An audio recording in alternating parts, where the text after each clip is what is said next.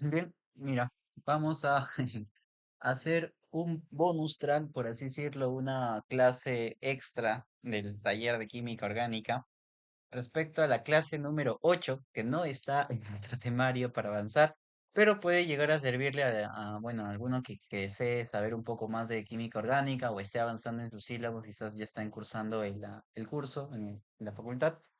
Y vamos a ver todo lo que respecta a reacciones químicas. Sí, a reacciones químicas, obviamente, relacionadas a la química orgánica. Ahora, ¿qué debemos tener con respecto a las reacciones orgánicas? Tenemos que tener en cuenta los tipos de reactivos. Los tipos de reactivos son dos, pueden ser electrófilos o pueden ser nucleófilos. ¿Qué es un reactivo nucleófilo? Pues un reactivo nucleófico es el resultado de una ruptura heterolítica, ¿no? Podría sonar un poco confuso, quizás ya estamos insertando nuevos términos. De ahí vamos a ver qué es una ruptura heterolítica. Pero es esencialmente una sustancia química a la cual le falta carga positiva, ¿sí?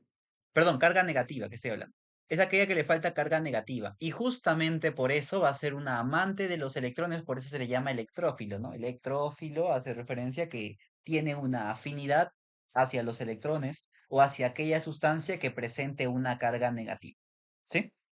Y por otro lado tenemos a los nucleófilos que también son resultado de una ruptura heterolítica, pero ellos, a diferencia de los electrófilos, van a ser amantes de los núcleos. Ahora, en los núcleos, ¿qué hay? Hay protones, ¿no? Hay carga de tipo positiva. Entonces, estos nucleófilos van a sentirse atraídos hacia ciertas sustancias que presenten carga positiva. Estos nucleófilos, su mayoría de veces, son bases Lewis, ¿sí? Y presentan par de electrones capaces de compartir. Ahorita vamos a ver tipos de electrófilos, tipos de nucleófilos, qué es una ruptura heterolítica, pero hasta ahora yo necesito que puedas entender de que vamos a ver dos tipos de reactivos, que son los reactivos electrófilos y los reactivos nucleófilos. Ahora, ¿qué más podemos decir con respecto a los electrófilos y nucleófilos? Que hay tipos de electrófilos y nucleófilos. De los electrófilos tenemos los electrófilos cargados y los electrófilos neutros.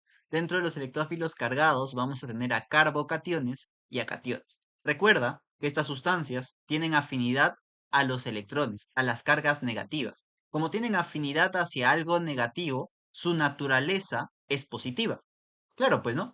Son afines a los electrones, son afines a sustancias negativas, ya, ellos son positivos, son cationes, son carbocationes, como tenemos aquí, o también pueden ser neutros, como son los ácidos de tipo Lewis, ¿no? Por ejemplo, aquí tenemos ácidos de tipo Lewis que tienen la capacidad de poder aceptar par de electrones de otras sustancias, ¿no? Entonces, como tienen la afinidad a aceptar carga negativa del exterior, ¿no? Electrones son justamente sustancias electrófilas. Los ácidos Lewis son sustancias electrófilas. Y dentro de los nucleófilos tenemos en este caso aquellos que también van a estar cargados y aquellos que van a estar neutros. Dentro de los nucleófilos ahora va a suceder lo contrario, ¿no? Teníamos, por ejemplo, que los electrófilos eran negativos, perdón, eran positivos porque tenían una afinidad hacia la carga negativa. Y los nucleófilos ahora van a ser, en este caso, negativos porque tienen una afinidad hacia la carga positiva. De estos tenemos, como te estaba diciendo, a los carboaniones y a los aniones. Y dentro de los neutros tenemos a las bases Lewis, ¿no? La contraparte de lo que vendría a ser los ácidos Lewis, ¿no? Este grupo amino con su par de electrones libres capaces de donar. Bien, entonces ahí tenemos algunos tipos de nucleófilos. Ejemplos de nucleófilos, ya te decía, ¿no? Los nucleófilos son sustancias de carga negativa, ¿no? En caso de que estén cargados, o son sustancias que presentan pares de electrones libres, como son el amoníaco, el alcohol o el agua, ¿no? Ahí tenemos también otros ejemplos, el cianuro, el bromuro, ¿no? Los carboaniones que te había comentado. Y dentro de los electrófilos, como son afines a la carga negativa, ellos son cargados positivos, como son el protón de hidrógeno, el ion nitronio, el catión los carbocationes, ¿no? En este caso. Y bueno, en este caso los electrófilos neutros vendrían a ser los ácidos de tipo Lewis, o los ácidos de tipo Lewis. Bien, acá tenemos más ejemplos de nucleófilos y electrófilos. Recuerda, los electrófilos que van a presentar una deficiencia de electrones, cargas positivas, naturalmente, o electrones, perdón, o van a presentar una afinidad hacia electrones. Y los nucleófilos van a tener cargas de tipo negativa y van a tener pares de electrones libres, ¿sí? Eso vendría a ser con respecto al nucleófilo y al electrófilo. Ahora, hay un tercer tipo de electrófilo y un tercer tipo de nucleófilo que se hallan a partir de la carga parcial que pueden llegar a tener. ¿A qué me refiero con eso? Por ejemplo, acá tenemos una sustancia donde están señaladas las cargas parciales, ¿no? Creo que ya se puede haber visto todas las clases anteriores, espero que sí lo hayan podido revisar. Ya hemos visto efectos inductivos, ya hemos visto efectos mesoméricos, ya hemos visto que los átomos, por una diferencia de electronegatividad, se cargan parcialmente negativos o parcialmente positivos, por ejemplo aquí, ¿no? Entonces, si nosotros vemos las cargas parciales, acá hay una carga positiva, esa carga parcial positiva, justamente, hace referencia a que este sitio es un sitio electrófilo. Este carbono es un carbono de tipo electrófilo porque tiene una carga parcial positiva. En cambio, ese cloro va a tener una carga parcial negativa, por eso se comporta como un nucleófilo. Muy aparte también de que el cloro presenta pares de electrones libres, ¿no? Entonces, se comporta como un nucleófilo porque tiene una afinidad hacia las cargas positivas, ¿sí? Y por ende su naturaleza es negativa, ¿sí? Esto es simplemente positivo con negativo se atraen, piénsalo así, ¿no? El electrófilo, en este caso, se ve atraído por cargas negativas. Como se ve atraído por cargas negativas, tiene una naturaleza positiva. El nucleófilo, como se ve atraído por cargas positivas, tiene una naturaleza negativa. Eso es lo que vamos a tener. ¿Sí? Y este resultado que estamos viendo aquí, es el resultado del efecto inductivo que hemos visto, ¿no? Que el cloro jala a los carbonos y se cargan de esta manera. ¿Sí? Entonces, vamos a identificar, ¿no? Según lo que acabamos de ver, algunos nucleófilos, ¿no? Para poder tener las nociones claras, ¿sí? Mira, por ejemplo, dice, de las siguientes del libro de química orgánica que saqué, dice, de las siguientes especies químicas es probable que se comporte como nucleófilo o como electrófilo. Mira, esta sustancia es positiva. Si es positiva, ¿tú a quién crees que le va a tener en este caso afinidad? Le va a tener afinidad a las cargas negativas, ¿sí o no? Si es positivo, entonces es un electrófilo. Sí, él es un electrófilo. ¿El de aquí qué es? Ah, el de aquí es positivo, el de aquí, perdón, es lo contrario, ¿no? Es negativo. Va a tener una afinidad hacia los núcleos. ¿Y en los núcleos qué tipo de carga hay? Hay carga positiva, o sea que él va a ser nucleófilo. Nucleófilo. Ahí está. Este de aquí, ¿qué es? Este de aquí es una base Lewis, ¿no? Es una base Lewis, tiene un par de electrones libres, tiene carga negativa, por así decirlo, ¿no? Entonces va a comportarse como un nucleófilo, ¿sí? Un nucleófilo. Las bases Lewis recuerda que son nucleófilos. Y esta sustancia que tiene una carga de tipo positiva, ¿no? Si tiene carga positiva, significa que se siente atraído hacia aquellos que tienen una carga contraria, o sea, es una sustancia electrófila, ¿no? Electrófila. Y así es como definimos qué sustancia es nucleófila y qué sustancia es electrófila en cada uno. Acá, por ejemplo, mira, yo lo voy a señalar de diferentes colores, ¿ya? En este caso, voy a colocarle de color morado cuando sea nucleófilo, ¿sí? Y le voy a colocar de color, a ver, coloquémosle naranja cuando estemos hablando de un electrófilo, por ejemplo, electrófilo, ¿no? Entonces, para que sea nucleófilo, ¿qué tenía que pasar? Tenía que ser, en este caso, negativo, ¿no? O ser una base Lewis. O ser una base Lewis, ¿qué quiere decir que sea una base Lewis? Que tenga pares de electrones libres. Pares de electrones libres. A ver, veamos quiénes son esos. ¿Carga negativa? No. El bromo no tiene carga negativa. ¿El agua tiene pares de electrones libres? Sí. ¿Este aquí tiene carga negativa? No. ¿Este tiene carga negativa? Sí. ¿Este tiene carga negativa? Sí. ¿Este tiene pares de electrones? Sí. ¿Este tiene carga negativa y pares de electrones? Sí. ¿Este tiene pares de electrones? Sí. Entonces, todos esos que he señalado de color morado son nucleófilos. Y los otros, los electrófilos que carga tienen, tienen carga positiva. Como son, por ejemplo, el grupo amonio, este grupo que le han colocado con carga positiva, ¿no? Que ha perdido su electrón, este hidronio y este bromo que le han cargado de manera positiva, ¿no? Ahí tenemos en este caso aquellas sustancias que son nucleófilas y aquellas sustancias que son electrófilas, según la naturaleza de su carga, según sea un ácido o una base Lewis. Bien, entonces vamos a avanzar con respecto a los ejercicios. Bueno, a los ejercicios, a la teoría, ¿no? Vamos a ver algunas reacciones orgánicas, empezando por la reacción de adición. Estos conceptos de nucleófilo, de electrófilo, me van a servir para poder explicarte los tipos de reacciones de adición que existen. Una reacción de adición se o sea, ocurre generalmente cuando tenemos moléculas insaturadas, o sea, que tienen dobles enlaces o que tienen triples enlaces.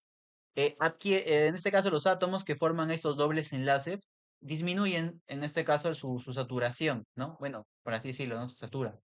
Bien, aquí tenemos en este caso átomos insaturados que al pasar por el proceso de adición bueno, se saturan y forman un producto que tiene enlaces simples, por ejemplo aquí. Ahora, si te das cuenta, tenemos reacciones también de tipos nucleófilos y de tipos electrófilos. Y es justamente en lo que yo me voy a centrar, en explicarte por qué esta reacción de adición le llamamos una reacción nucleófila. Para eso, tenemos que hacer uso del mecanismo de reacción con respecto a la reacción química. No quiero que te asustes, por si acaso, solamente quiero que me sigas con las flechas que yo voy a colocar. Nosotros tenemos esta sustancia, esta cetona, que interactúa con en este caso, cianuro de hidrógeno para formarme esta sustancia. El cianuro de hidrógeno estás observando, de color verde, que se disocia, se separa en un protón de hidrógeno y ese grupo que estás viendo, ciano. ¿Sí? Hasta ahí todo bien. Ahora, esa cetona, recuerda, en ese grupo carbonilo que está aquí, va a sufrir una resonancia, ¿no? Por diferencia de electronegatividades y puede cargarse parcialmente negativo y parcialmente positivo. ¿Qué quiere decir? Que esta molécula tiene una región positiva y este cianuro de hidrógeno, este grupo ciano, resultado de la disociación del cianuro de hidrógeno, tiene una carga negativa. ¿Qué es lo que va a pasar? Que positivo con negativo se van a ver atraídos, ¿sí? Formando justamente un enlace aquí. A este ataque que estás viendo, que es esta sustancia que ataca el centro, que es positivo, se le llama, en este caso, una adición nucleófila. Sí, es una adición nucleófila, porque estamos en este caso atacando a través del valor positivo acá, ¿no? Y se enlaza el grupo ciano y ahora queda el oxígeno, ¿no? El oxígeno cargado negativo. Y con el protón de hidrógeno llega hasta acá y se forma el grupo OH finalmente. Y ahí hemos generado una reacción de adición nucleófila, ¿sí? Se llama reacción de tipo nucleófila, ¿por qué? Porque el reactante, o sea, la acetona, ha sido atacado por el reactivo, que es el cianuro de hidrógeno, ¿sí? Recuerda, este cianuro de hidrógeno tiene una carga negativa. Y cuando tenía una carga negativa, ¿qué decíamos que era? Ah, cuando tenía cargas negativas, decíamos que era un nucleófilo. Es una reacción nucleófila porque este reactante ha sufrido la acción de este reactivo que es un nucleófilo por ahí está, por esta reacción acá, ¿sí?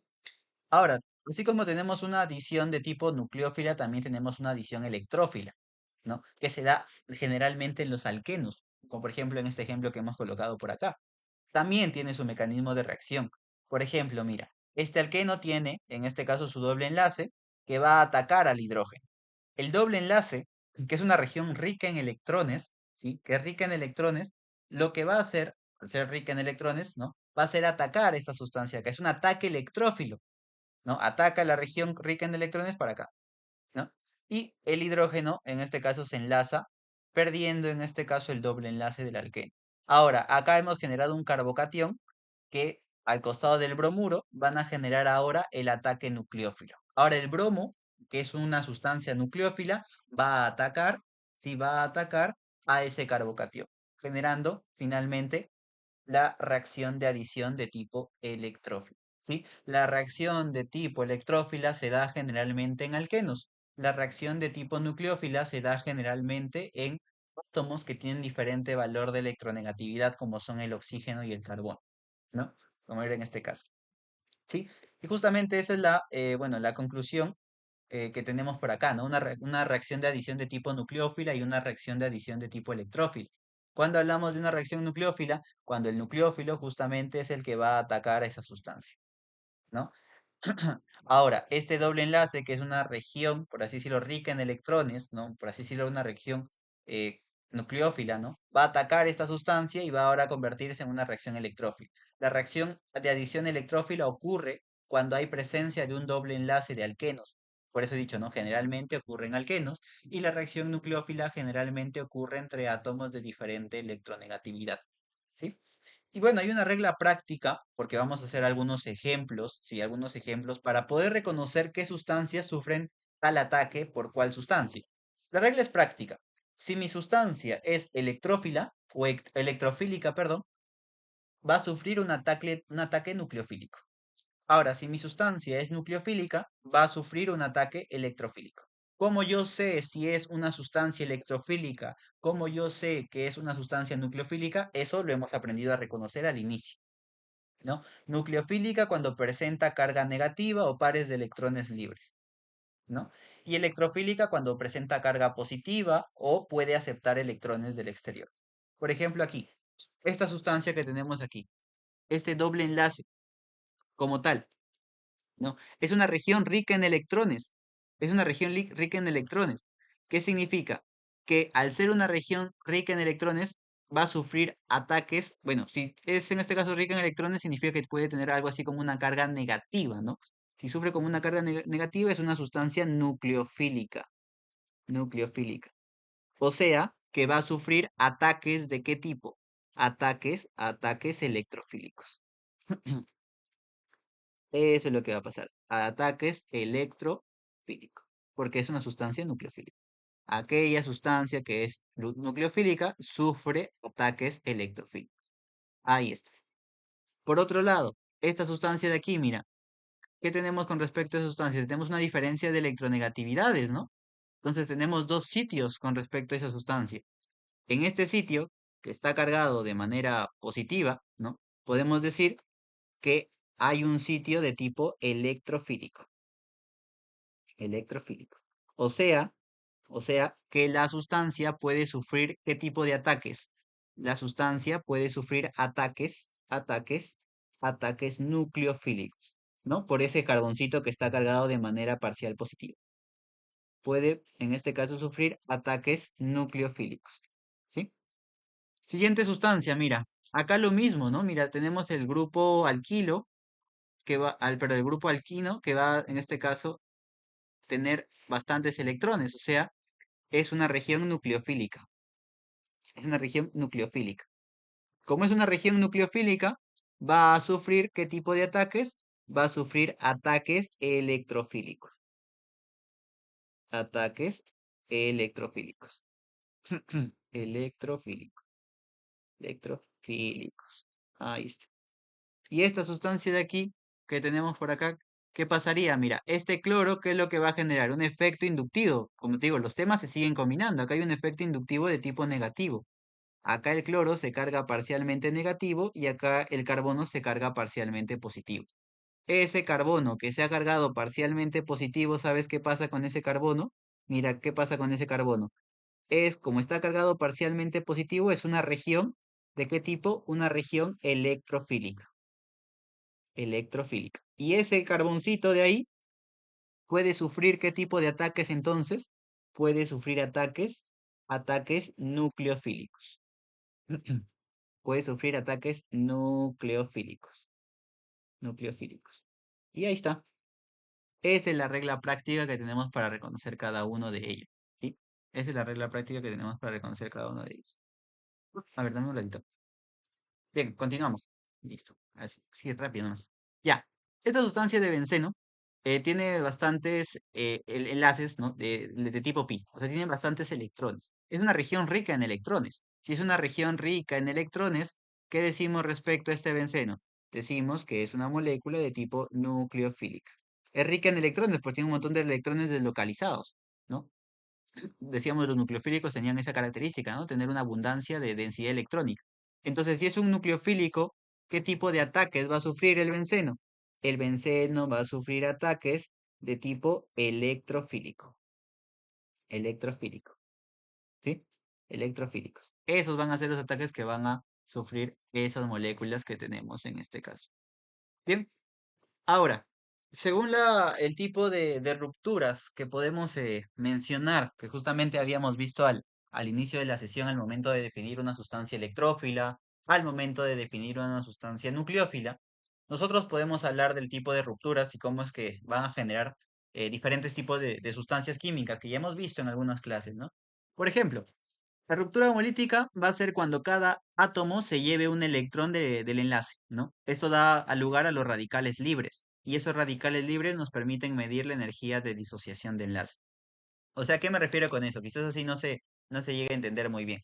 Te voy a colocar algo tal como así, ¿no? Hagamos de cuenta que tú tienes un átomo de carbono, ¿no? Por aquí, un carbono por acá y un hidrógeno, ya, algo así, ¿no? Y acá tienes tus hidrógenos, ya, de esta manera. Yo me voy a centrar únicamente en esta parte del enlace. Acá hay dos electrones. Ahí hay dos electrones. Ahora, ¿qué va a pasar en una ruptura homolítica? Obviamente esto se va a romper, una ruptura. Pero, como dice, cada uno de los dos átomos participantes en el enlace se va a llevar cada uno un enlace. ¿Sí? Cada uno se va a llevar un enlace. O sea que el carbono se va a quedar con un electroncito y el hidrógeno se va a quedar con otro. A eso le llamamos ruptura de tipo homolítica. Y estas sustancias que estás viendo por aquí, esta sustancia que estás viendo por aquí, es un radical. ¿Sí? Esto es un radical. ¿Sí? Un radical es un conjunto de átomos, ¿sí? Que básicamente, bueno, tienen la característica de presentar un electrón desapareado. Ahí está un radical metilo, por ejemplo. Ahora ya entiendes a qué se refieren con radicales alquilo, ¿no? Cuando te mencionan los radicales alquilo. Y ahí tenemos, ¿no? Las características de las sustancias. Es un, en este caso, carbono con un orbital de tipo P puro con un electrón desapareado. Esto ya lo habíamos visto anteriormente en la clase de resonancia, me acuerdo, te había hablado de los radicales. Pero ahora ya podemos ampliar la información de estos radicales al momento de decir que se generan por rupturas homolíticas, ¿no? Y ahí tenemos los tipos de radicales que podemos llegar a encontrar, ¿no? Cuando nosotros rompemos en este caso, metano, generamos el radical metil. Cuando rompemos un metano, generamos el radical etil y demás, ¿no? Pero claro, yo no, más allá de los nombres, que supongo que ya los sabrás por la nomenclatura orgánica, ¿no? Que son clásicos, necesito que te fijes aquí, en los valores de energía que tienen estos radicales libres, mira. El terciario tiene 92, el secundario tiene 95 y el primario tiene 98. Y mira, el metilo tiene mucho más, mucho mayor es el valor de ruptura de enlace. ¿Y a qué se referencia eso de ruptura de enlace? Mira, este valor hace referencia a la energía que yo necesito para romper este enlace. La energía para romper este enlace es mucho mayor que para romper a este. Y la energía de enlace para romper este enlace es mucho mayor que este. Y este enlace es mucho mayor que este. No, perdón, al revés, no es más pequeño. Perdón, es más pequeño, digo. Entonces la pregunta es, ¿no? ¿Es más fácil romper un enlace carbono-hidrógeno de tipo terciario que uno secundario? ¿No? Lo hemos visto hace un rato. Y uno secundario es más fácil de romper que uno primario, ¿no? Y romper homolíticamente un enlace carbono-hidrógeno en el metano es muy difícil. Directamente son 150, ¿no? 105, perdón, 105 de valor de energía. ¿Cuál es la razón? ¿Por qué tienen valores diferentes esos radicales al momento de intentar romperlos? Bueno, eso se da gracias a la estabilidad del radical, ¿sí? Los radicales tienen una energía, que es la energía que estamos viendo por aquí, donde el primario va a tener mucha mayor energía al momento de romperse, ¿sí? El secundario va a necesitar menos energía y el terciario va a necesitar mucho menos energía que a comparación de los otros dos.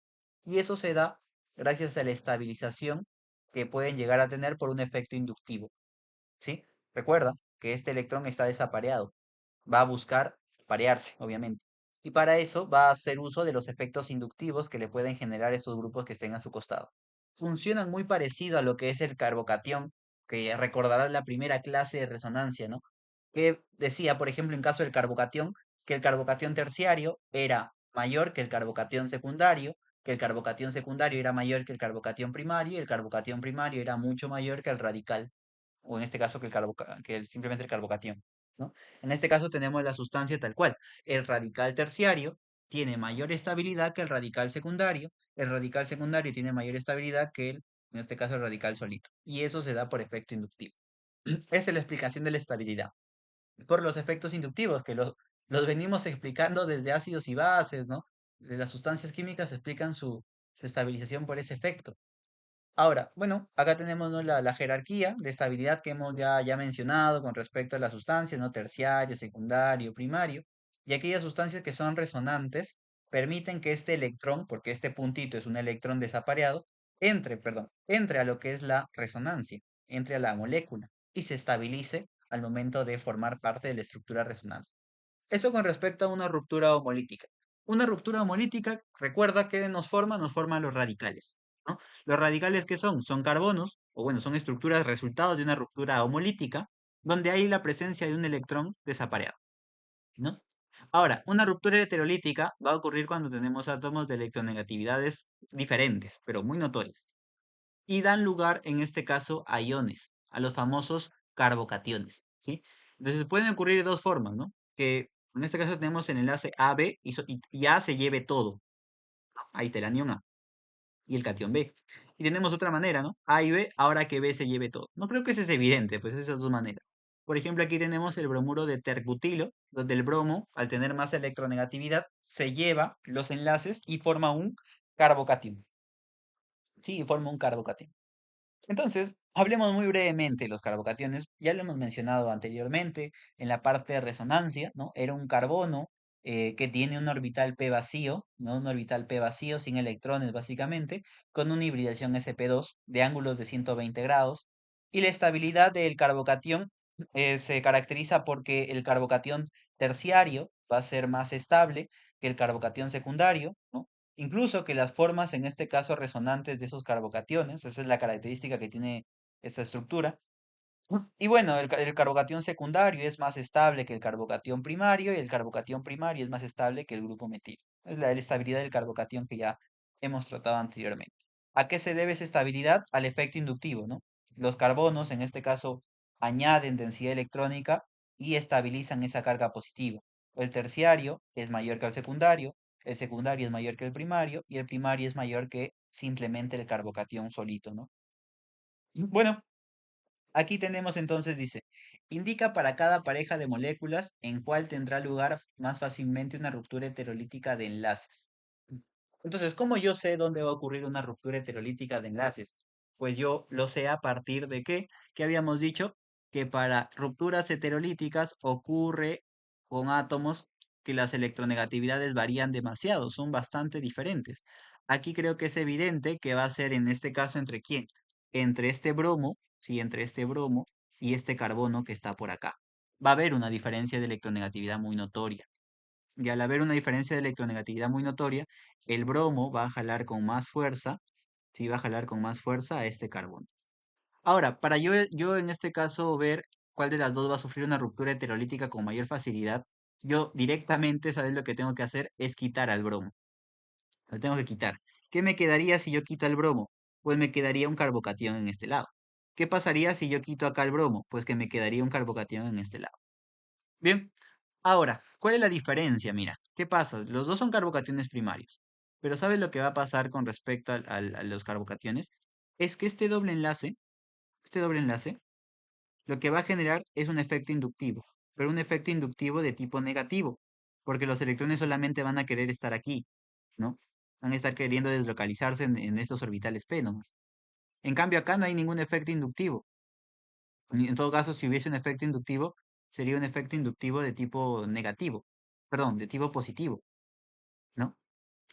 Entonces, ¿qué pasa acá? Mira, este carbocatión que estamos viendo aquí se ve jalado por este efecto inductivo y este carbocatión, por así decirlo, se ve aumentado por este efecto inductivo. ¿Qué pasa aquí? Este efecto inductivo positivo que está añadiendo densidad electrónica.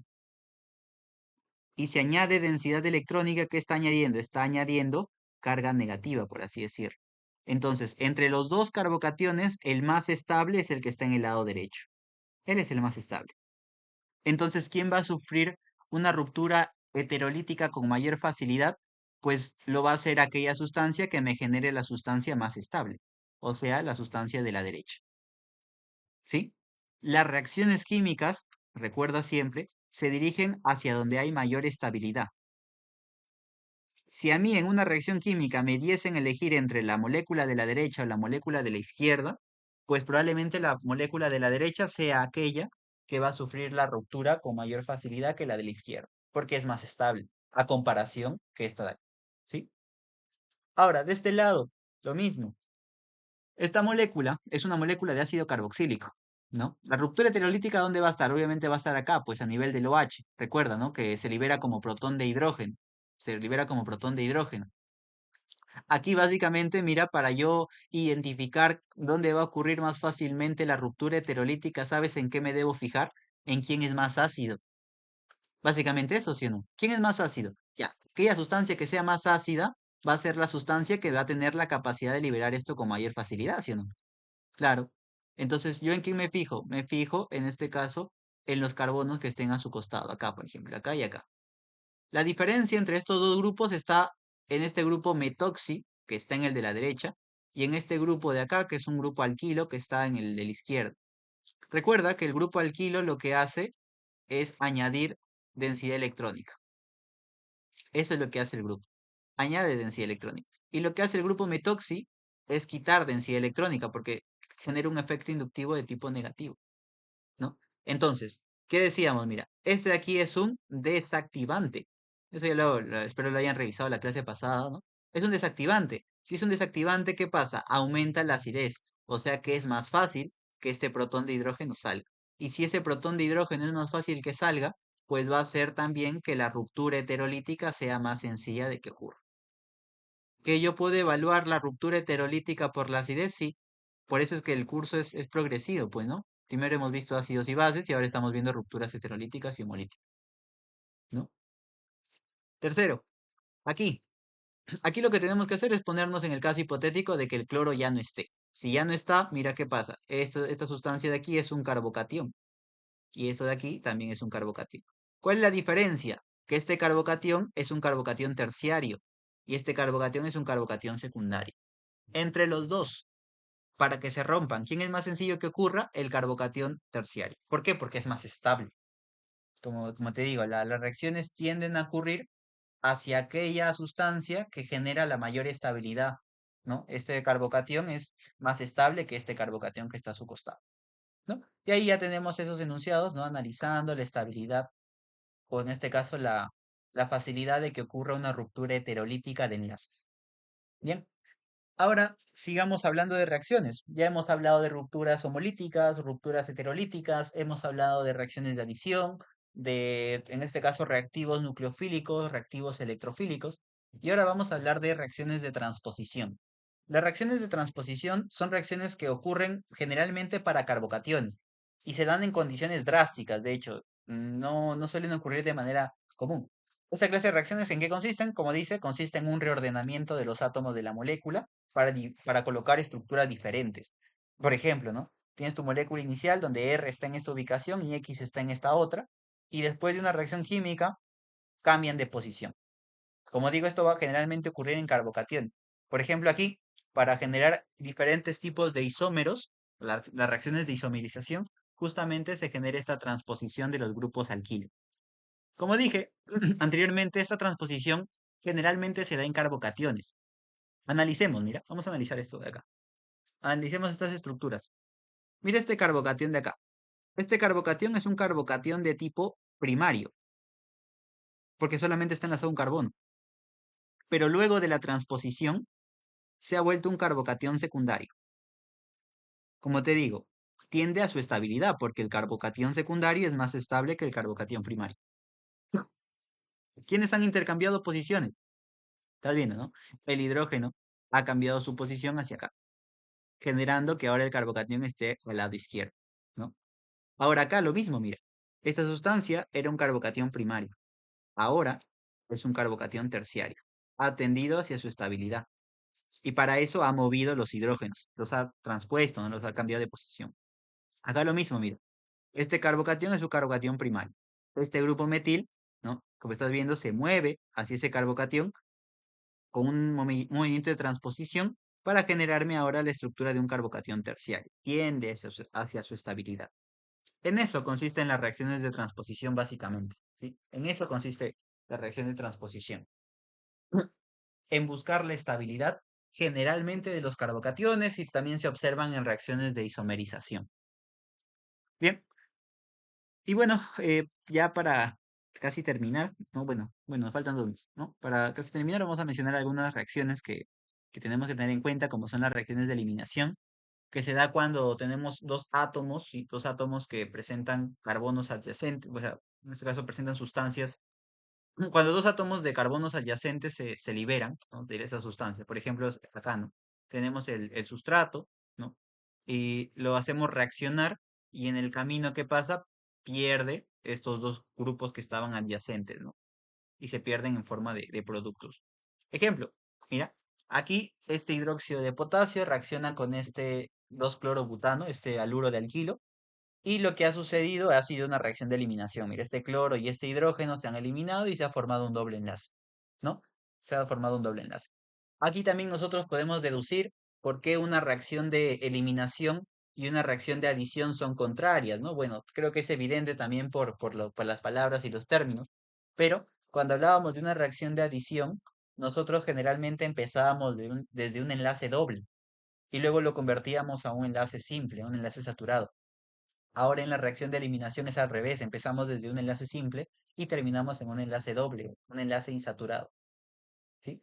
Ahora, la reacción de sustitución consiste básicamente en reemplazar lo que vendría a ser un átomo por otro.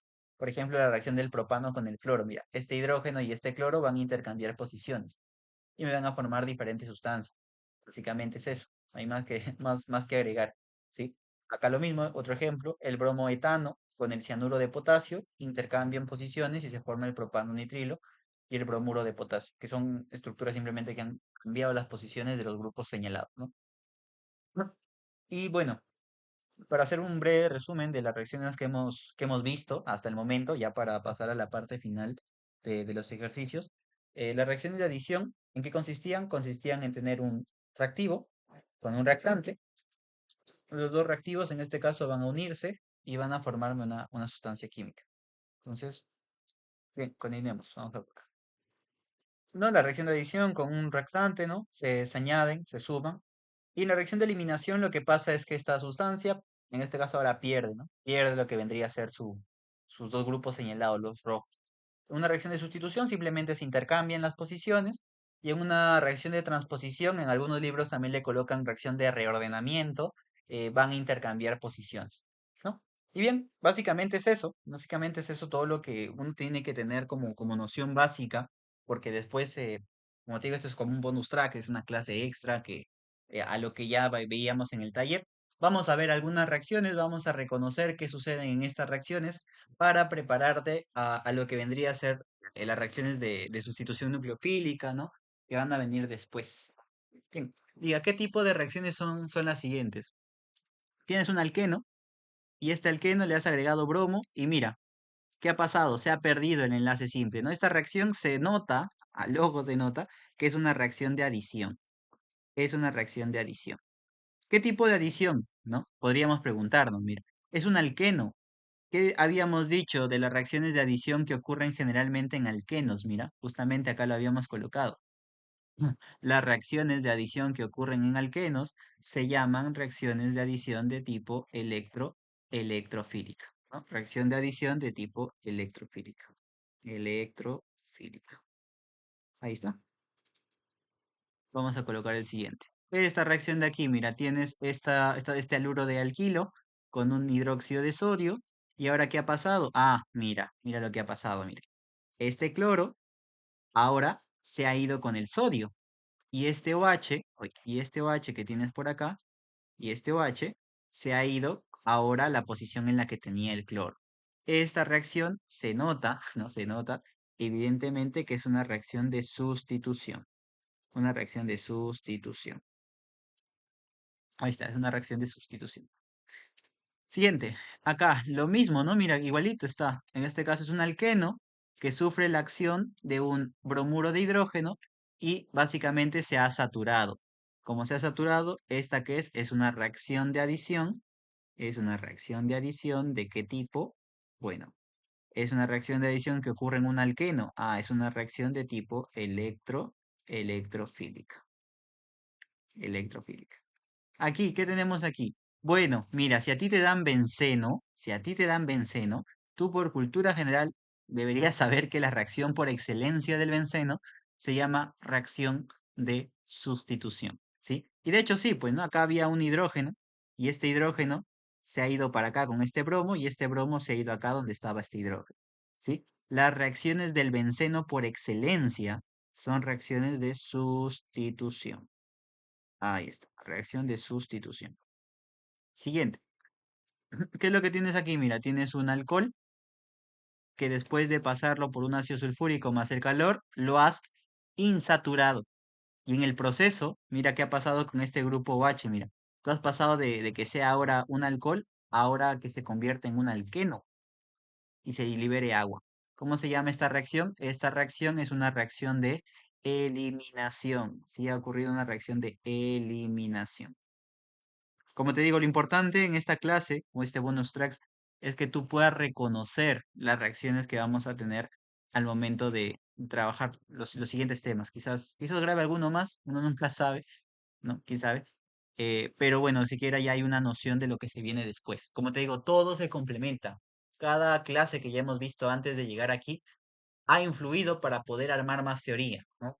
El efecto inductivo lo seguimos usando. Va a haber un momento donde la parte de la estereoquímica regrese también al momento de analizar algunos compuestos. Las propiedades físicas, de hecho, hace un momento hemos analizado un ejercicio con ácidos y bases, ¿no? Entonces ahí lo tenemos. Diga qué tipo de reacciones son las siguientes. Bueno, estás teniendo una sustancia insaturada que conforme pasa el tiempo se va saturando. Esto, nosotros ¿cómo le llamamos? Le llamamos ¿reacción de qué? Reacción de adición.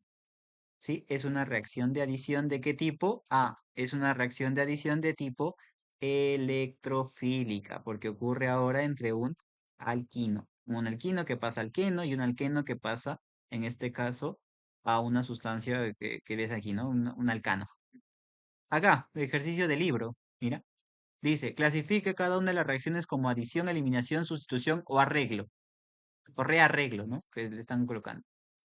Ahora, mira, tienes el haluro de alquilo con el hidróxido de potasio y ahora mira lo que ha pasado. Este OH ha venido a parar aquí y este bromuro ha venido a parar aquí. Mira, y han intercambiado. ¿Cómo se le llama esa reacción? Ah, esa reacción es una reacción de sustitución. Es una reacción de sustitución. Por acá, mira, tienes el bromo. ¿Y qué ha pasado? Mira, se ha ido el bromo y de hecho se ha ido el bromo, se ha ido con un hidrógeno. ¿No? Se ha, en este caso, insaturado, ha perdido, ¿no? Ha perdido un hidrógeno y ha perdido un bromo. ¿Cómo se le llama esto? Es una reacción de eliminación. Eliminación. De ahí vamos a ver que van a haber tipos de reacciones, ¿no? Tipos de reacciones nucleofílicas, ¿no? En este caso, sustituciones nucleofílicas, también eliminaciones. Va a haber más cositas, pero como te digo, esta es la base. La base es entender qué tipo de reacciones tratamos, qué es una sustancia electrofílica, qué es una sustancia nucleofílica, cuándo hay adición nucleofílica, cuándo hay adición electrofílica también, ¿no? Y ya, bueno, llegando a la parte final, ya casi final, tenemos finalmente, valga la redundancia, tenemos este alqueno que después de ser juntado con este hidrógeno me forma un alcano, ¿no? ¿Qué ha sucedido aquí? Bueno, hemos generado una reacción de qué hoy, una reacción de adición, ¿sí? Hemos generado una reacción de adición. ¿Qué tipo de adición? Bueno, se trata de un alqueno, ¿no? Es una reacción de tipo electrofílica. Ahí está. Bien, entonces ahí lo tenemos. Hemos hecho la mayoría de ejercicios, hemos reconocido los tipos de reacciones y vamos a hacer algo interesante, que es reconocer los sitios electrofílicos y los sitios nucleofílicos de una molécula que uno conoce, una molécula un poco más compleja, ¿no? Estás viendo ahí la testosterona.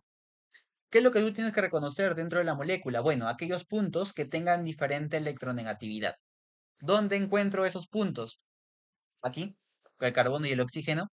Aquí, con el doble enlace, porque los electrones se están deslocalizando, porque acá estás viendo que hay resonancia. Y aquí, porque hay carbono y oxígeno con diferente valor de electronegatividad. ¿Sí? Ahora, van a haber sitios electrofílicos y van a haber sitios nucleofílicos. Primero, hay el oxígeno y el carbono. El oxígeno va a ser una sustancia nucleofílica porque va a tener pares de electrones libres, ¿no? Recuerda, las sustancias electrofílicas son ricas en electrones. Y ese carbono va a ser una sustancia electrofílica. ¿Por qué? Porque el oxígeno lo jala al carbono, le quita densidad electrónica y lo carga más positivo. Le genera una carga parcial positiva. Ahí en el doble enlace, cada uno de los carbonos, no necesariamente en ese orden, quizás pueden cambiar su orden, uno va a ser electrofílico y el otro va a ser nucleofílico, ¿no? Uno se va a cargar parcialmente positivo y el otro se va a cargar parcialmente negativo. Y por último, ahí ese oxígeno, recuerda ese oxígeno es nucleofílico y ese carbono es electrofílico, ¿no? ¿Por qué? Porque el oxígeno tiene pares de electrones libres y ese carbono, sí, ese carbono que estás viendo ahí, pierde densidad electrónica por efecto inductivo, o sea, se carga parcialmente positivo, es un electrofílico, ¿sí? Eso contando únicamente enlaces carbono, carbono, carbono, carbono, oxígeno, ¿sí? No estoy contando aquí ahorita los hidrógenos, que el hidrógeno también podríamos considerarlo como un sitio. Yo voy a considerar en este caso carbonos y oxígenos para no saturar tanto mi imagen. Y la segunda imagen es la anfetamina, ¿no? La anfetamina, la metanfetamina también, que sus puntos vendrían a ser estos que están acá, ¿no? El nitrógeno unido al carbono, en este caso el carbono del grupo metilo, el carbono que está acá, y el nitrógeno al tener un par de electrones libres es un sitio nucleófilo, y el carbono, al estar enlazado al nitrógeno y sufrir el efecto inductivo de este, se carga parcialmente en positivo, siendo un sitio electrófilo. Ese y también el carboncito que está acá, ¿no? Los dos son sitios electrófilos de la molécula de anfetamina, ¿no? Entonces, mira, cómo es que analizando todo esto de la electroficidad, de la nucleoficidad, podemos, ¿no? Reconocer en estas estructuras que relativamente son complejas, puntos, sitios activos, sitios donde ya vemos que pueden llegar a ocurrir reacciones químicas, ¿no? Lo que nos va a servir esto es básicamente como preámbulo al conjunto de reacciones de la química orgánica que se van a ver más adelante en sus sílabos, ¿no? Y bueno, eso sería todo, ya no hay más que mencionar. Ahí hemos terminado con, por así decirlo, una clase extra a la que ya, en este caso, habíamos cumplido con el taller. Igual y como digo, por ahí hacemos otra grabación, quizás no, pero no prometo nada, como digo. Aquí quedamos. Esto sería todo por hoy. Muchas gracias a los que se han quedado hasta el final.